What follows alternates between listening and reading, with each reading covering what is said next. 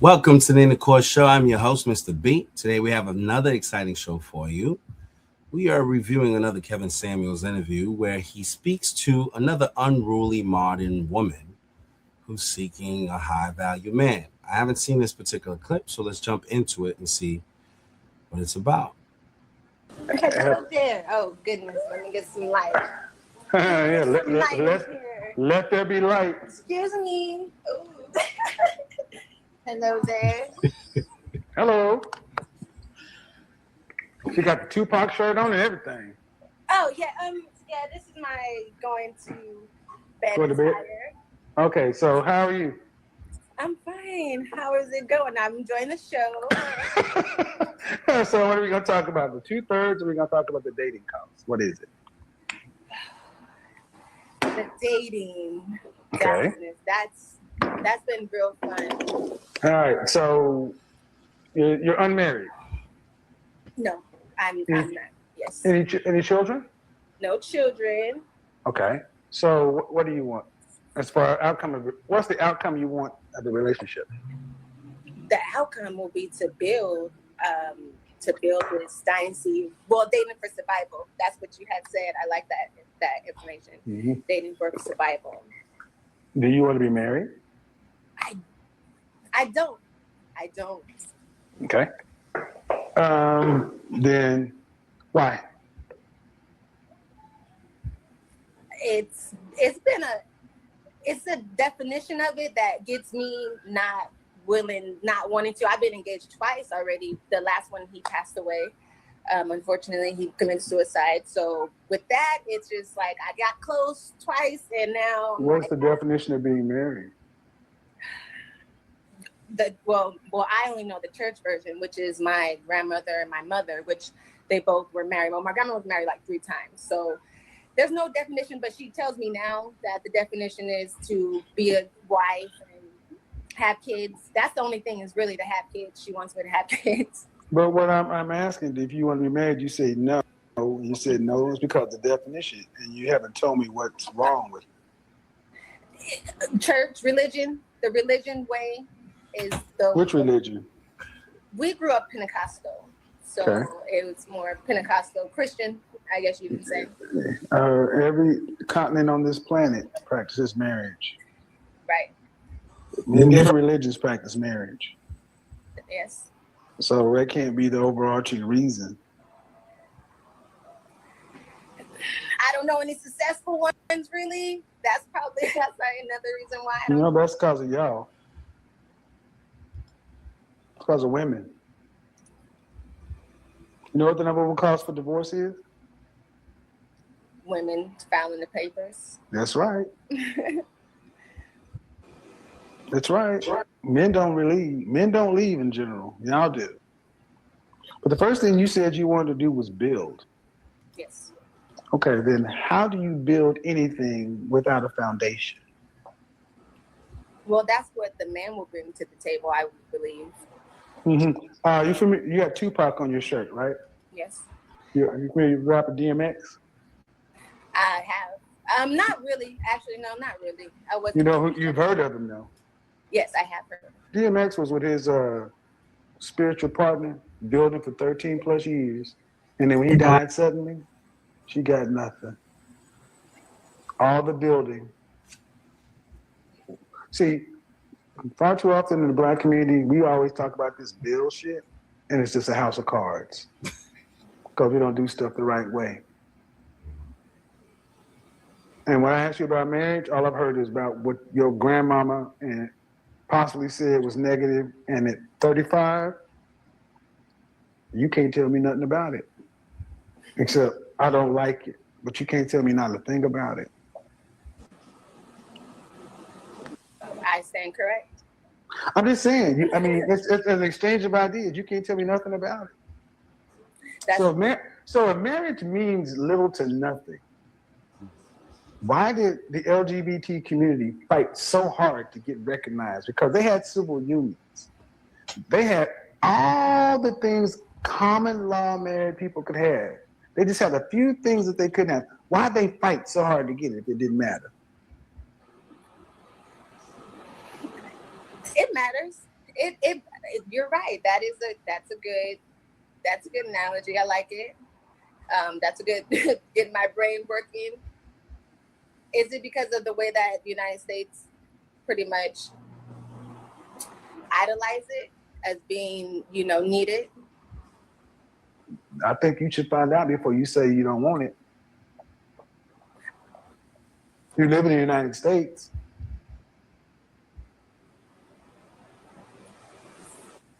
I mean, you live here, so you say you don't want to do it because of what? And you don't even know what you're saying it's against. That's correct. So my question is this: do you care if you marry do you care if you're with a black man, white man, Hispanic? Do you care? No.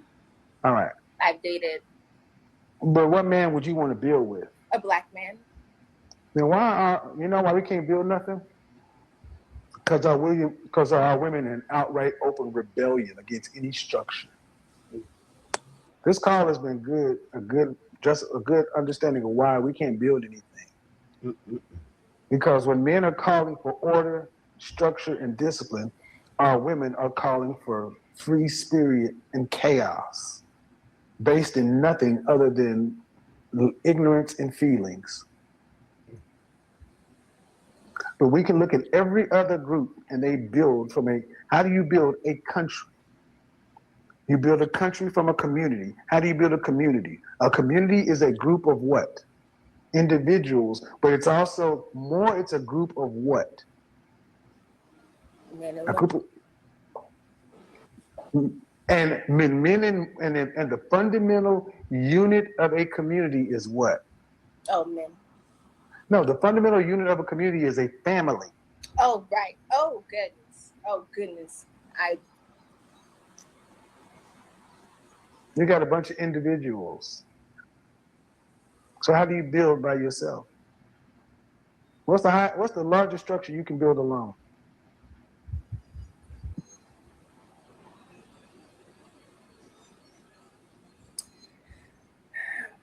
Drawing a blank. So I'll go back again. Why don't you want to be married? And I want you guys to understand that if we have our women in open rebellion to structure, discipline, and foundation, how do we build anything? Because this is a free country.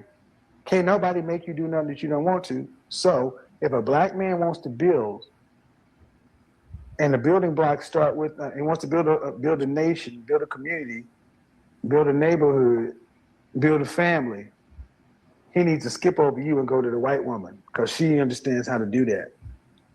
Because she was raised learning the value of it. Right? He needs to skip over you. Well, you don't want it. They do. White women, Hispanic women, Middle Eastern women, Asian women, they all want this. They're okay with the foundation, the structure, and the meaning. So they need to skip over you.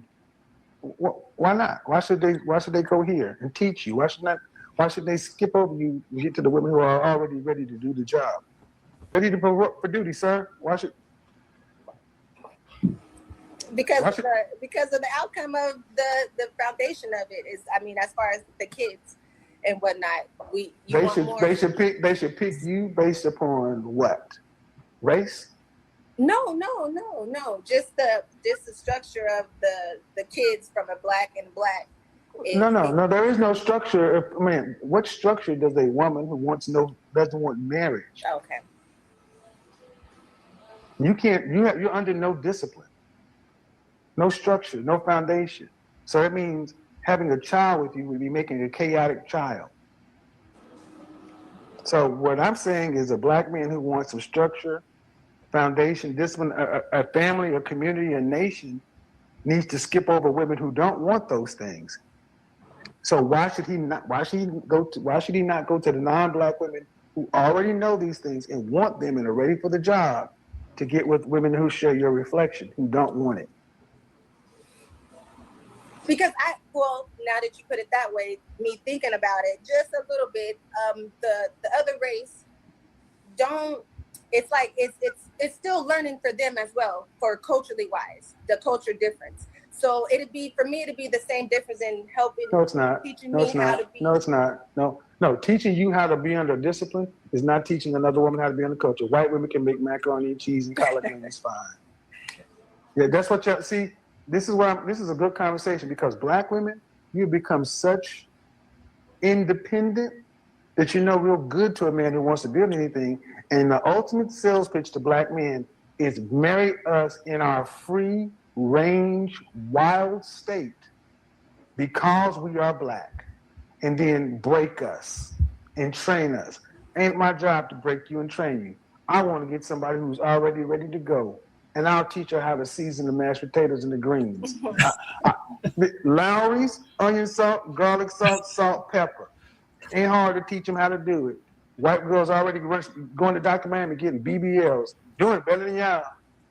They're running over here waiting for the men, and y'all sitting back. So if you don't get with us, who do you get with? You're gonna go over to the white guy, Hispanic guy, Middle Eastern, Asian? They ain't accepting free range wild women. They're not expecting wild, unbroken women. They don't do that. Do they? Do you know any group of men who accept free range wild women? Not a group, but as far as not. We're not worried about individuals. Then we're talking about the group. So you can't build. So this all started back to we can't have nothing because y'all want to be free. All right, Kevin Samuel raises an interesting point. He's talking about the nature of the dynamic between men and black women in their relationships, where it seems like there's really a push for independence, a push for individuality, where it's harder for those women to be receptive to feedback that the men is giving them. So in the instance where your man says to you, hey, I don't want you wearing that because it's a little too provocative. Your body's a little too voluptuous and it's going to be showing too much. Some women will view that as a man's overly trying to control them. And they see themselves as losing their individuality. Now some man's telling them what to do as if he's their father. And now psychologically it messes with them and they push back in a way to say, I am protecting my independence by denying you the right to speak or to put constraints around how I carry myself. And for most men, the thinking is, if I'm supposed to be a man who protects you, who covers your blind spots, me telling you not to wear something because I know you are not wearing it to attract the type of attention that you are going to get in it. A lot of men are going to come talk to you. A lot of men is going to be in your face because obviously they see your assets hanging out and they want to see what that's about. That man's trying to cover your blind spot. But in your mind, you see him as overtly overstepping and infringing on your, personal, individual taste. And in reality, that man's just trying to protect you.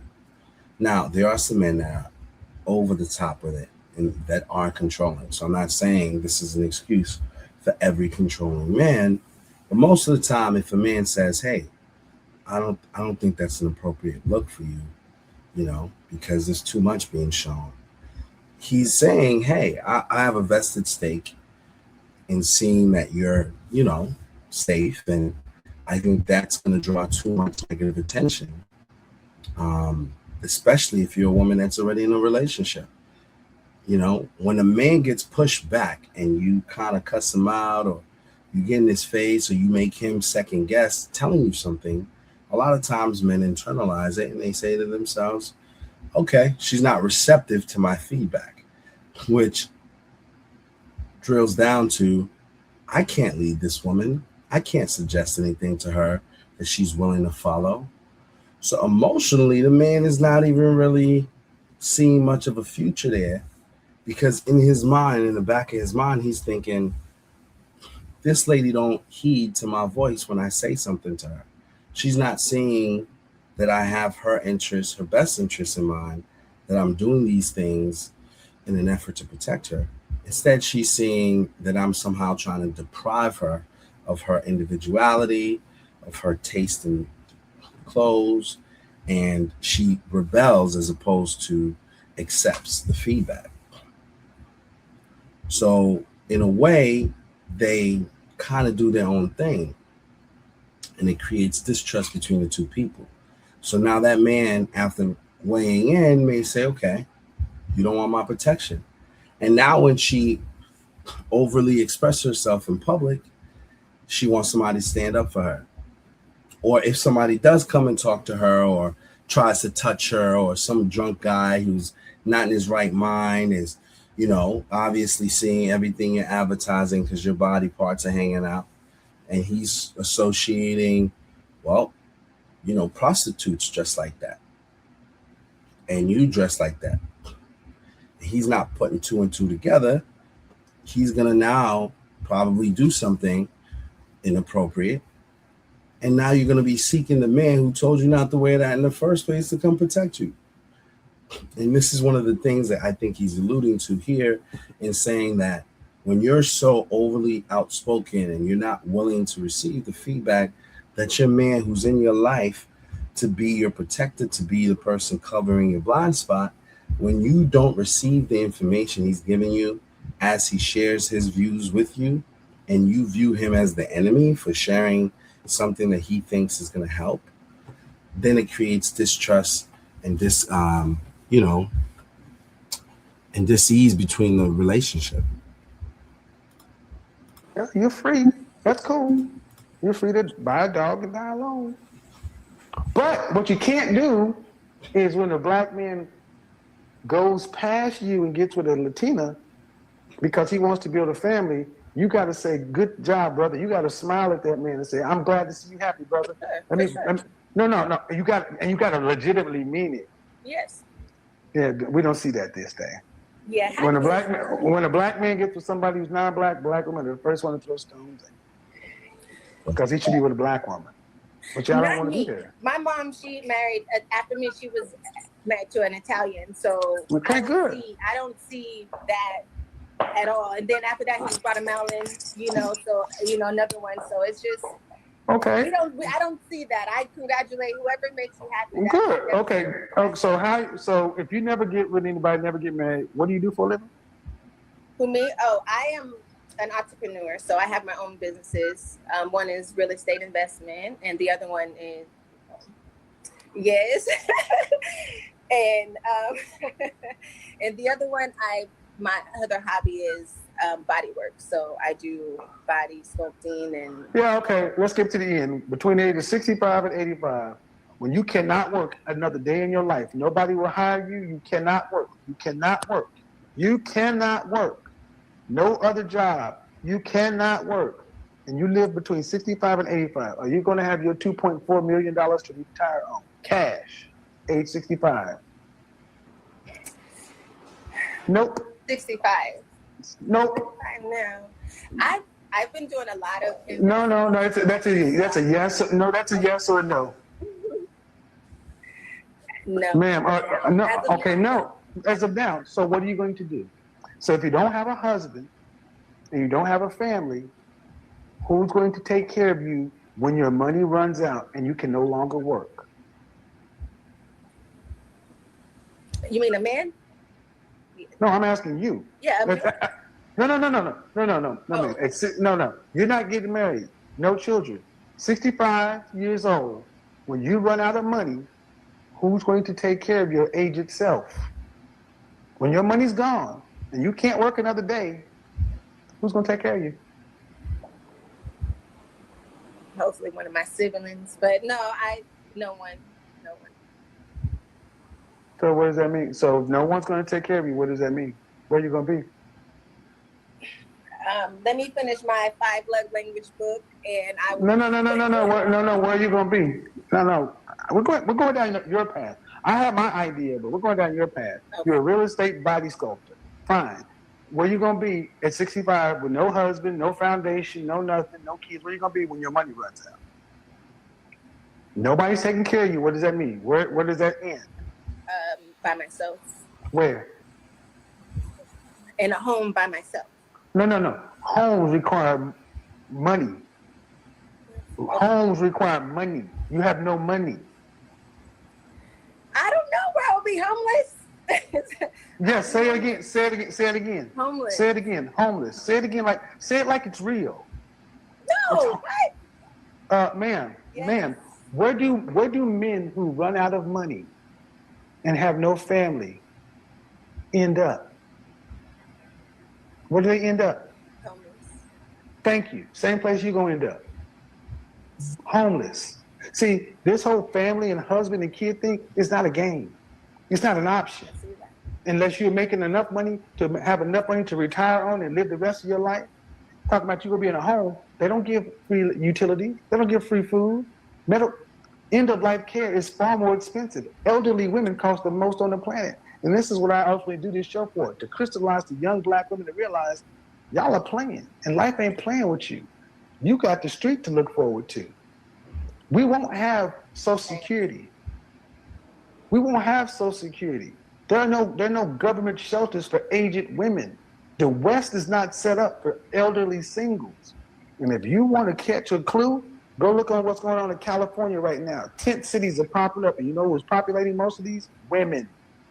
And you know something? And nothing more vulnerable than an elderly, homeless woman. You can't keep nothing. If you have this and you on the street and I want it, how you gonna keep it? If you have this and I want it, or somebody want it, how you gonna keep it? You gonna do call the police? How you gonna do that? Pigeons? You ain't got no cell phone. What you gonna do? Everything you have, somebody else bigger, stronger want it. You're too weak to stand out there by yourself. This ain't a game, ladies.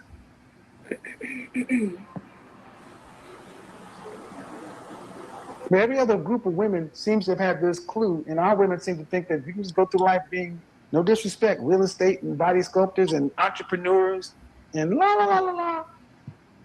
And you're making, and 74% of black women make $50,000 or less. 9% of black women make more than $75,000. Are you in the 9%? Yes. Are you? Okay. I'm in Los Angeles right now as well, so I see it. In Los Angeles, if you're in $75,000, a slice of pizza, a Coca-Cola is $15 in Los Angeles. But this is where all these this is what I mean, y'all. And I'm pescatarian, so I eat everything's fresh. I go to market every 2-3 days, things of that matter. So yeah, I understand. I understand you. You don't understand. I've totally been taking in your information since May, since I found you in May. So I totally understand how it's not a game. I've been dating intentionally. So, that part. Well, not even dating, actually. I haven't been dating, but, keeping my options open. You're 35, right? Yes. So you're about to cross into what I call no man's land. When we were cut free from chattel slavery, there was no real plan to integrate us into the country. We still managed to stay together, in large part due to segregation. But after segregation, the civil rights movement in the 60s, when the Great Society offered black women government subsidy, your grandmothers and mothers chose to take paltry benefits over a black man. Mm. And until black women address that original sin and come back to your men, because ain't no other group of men coming to you. Just like black women were surprised when white women voted for Donald Trump after the pussy grabbing scandal, because every other group of women know that you gotta stick for your man. Every other group of men realize that if we got 3 kids, we gotta invest the money in the boy, not the girl. But in our community, boys are at the bottom. And our women, due respect, are running around out here in your marrying and breeding and marrying and dating years, being an entrepreneur instead of realizing I don't have high income skills. I need a man. So when I ask you, do you want to get married? Oh, the structure. You like the structure of the concrete better? No. What I need people to understand is whatever your fear is, your greater fear should be dying on the street. Okay, right. Damn. And that day will be a lucky day, because that's the day the misery will be over. That'll be a good day. The day before you die is the last bad day. You know, have you ever seen elderly people on the street, high blood pressure, diabetes, infection, no medical insurance? Have you ever been to Skid Row? No. Take a run by Skid Row. Go down by the Los Angeles River. Go check out what people are doing who are really homeless. It's not a goddamn game. Yeah, no, that is real life. I know, but at 35, you're talking about I eat pescatarian and clean and so forth, and it's like, okay, cool. But you need a man and you need a family. That's how this world is set up. Right. It's not set up for individuals. And our community is at the bottom. Our dollar doesn't even circulate 8 hours. And like it or not, in this conversation, many Black women are going to hear winter is coming, because unlike Black women, Black men have more time in our lives to get it fixed. You don't. Right. After 40. So I'm going to make a suggestion. I need you to really sit back and think about what the fear is. Because the fear that most of our women have comes from older Black women lying and teaching you guys wrong, not from your actual lived and learned experiences through a Black man. Oftentimes I talk to women, and the problems that young women have with Black men is the boogeyman that's been put in your head by your mama, your grandmama, your nanny, everybody else, not what we've actually done to you. Right. And until y'all realize that we're not your enemy, and if you don't want to be with him, I'm not going to sit here and tell Black men to keep sitting here waiting for Black women to get their shit together. If Maria wants to do better by him, right, and Donette don't want to, be happy. So good call. Appreciate it, man. Appreciate you. Thank you. Bye-bye. Okay. Well, Kevin did a phenomenal job really at making a few great points. And I think he was really trying to emphasize the importance of urgency. In relationship, it does seem as if, women that share my complexion don't plan ahead or take relationship as serious. I think during those pivotal years in their prime of their years, they're kind of coasting through the experience, almost living their best life is the term I would use, and not really planning ahead and not really planning to be someone's wife per se, or acquiring those skills that would make them a good wife in those moments. And what Kevin is saying is that, the longer you prolong that and the more traumatic relationships you go through that don't work out, the harder it becomes for you to actually trust the good man who's trying to lead you in the right direction.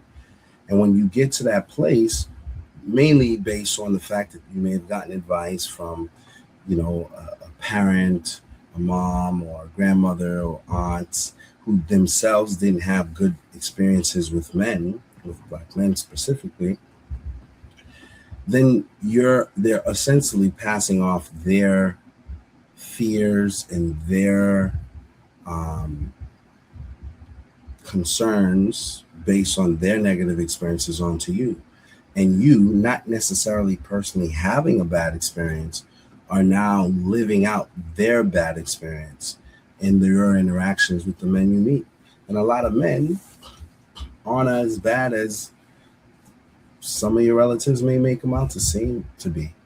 So I think his point was, most men, if you were a mom, you want your son to be with a person who's going to treat him the best, whether that person shares the complexion or looks differently, Spanish, white, whatever, you would want your child to be in an environment where he's actually loved and valued and needed, versus being in an environment that's hostile, that doesn't give him peace, that makes him feel like he doesn't belong. You wouldn't want that for your child. So in the same way, you have to approach your interactions with men, especially black men, as if you see value in those men, and that you see the possibility of building something. But you have to take that prospect serious. And I think what he's saying is that a lot of our women are too lackadaisical about that process. They're too, laissez-faire, if you will, which is a term that says live and let live, essentially, which is, just kind of go with the flow. And his point is be more intentional, actually think about what the future looks like between you and your partner. And don't just let things happen, but be intentional. Make sure that when you approach and you're dating a man, make sure that you're courting that man to be a husband to you. You're not wasting your good years playing with people who don't have any real intentions for you, choosing the wrong, figures who are trying to find ways not to stay with you, as opposed to those who are trying to find ways to be with you. And that is an interesting thing. Why is it that women choose or chase after men that don't want them, but they push away the men that do? You see that. It's almost like a curse, if you will. The people that mean you well, you push away because they seem more foreign, more boring, more